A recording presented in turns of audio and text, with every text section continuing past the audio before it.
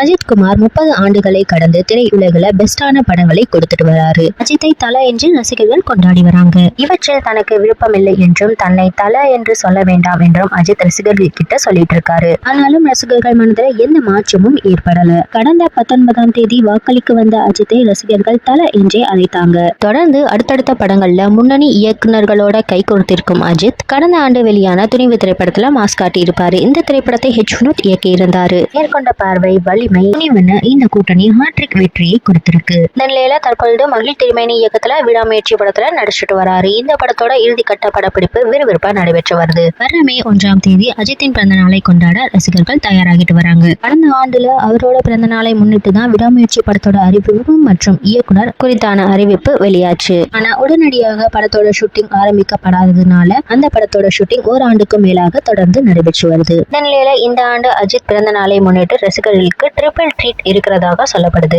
இந்த நாட்களாகவே ரசிகர்களோட கோரிக்கையாக இருக்கிற மங்காத்தா படம் ரிலீஸ் ஆக இருக்கு. இதனிடையே விடாமுயற்சி படத்தோட ஃபர்ஸ்ட் லுக்கும் அன்றைய தினம் வெளியாக இருக்கு. இன்றைய தினம் அஜித் மற்றும் ஆதிக் ரவிச்சந்திரன் கூட்டணியில உருவாக உள்ள குட் பேட் அக்லி படத்தோட அப்டேட்டும் வெளியாக இருக்கு. அஜித்தோட தீவிர ரசிகர் ஆதிக் ரவிச்சந்திரன் இந்த கொண்டாட்டத்தை கண்டிப்பாக தவற விட மாட்டாருன்னு சொல்லப்படுது. அடுத்தடுத்து வெளியாக உள்ள அவரோட படங்களோட அப்டேட்டுகள் ரசிகர்களை உற்சாகப்படுத்தும் என்பதுல சந்தேகம் இல்லை.